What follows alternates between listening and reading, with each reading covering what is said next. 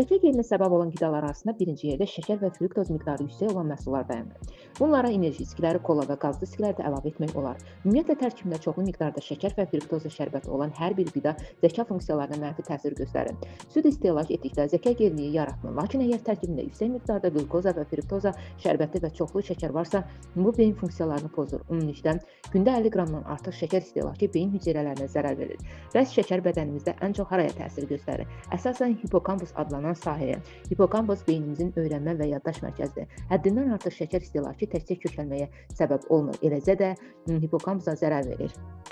İkinci yerdə trans yağlar gəlir, yəni margarinlər. Ümumiyyətlə, maye yağının orta temperaturunda bərk qalması üçün hidrogenlə doydurulması onun trans yağ deposuna çevirir.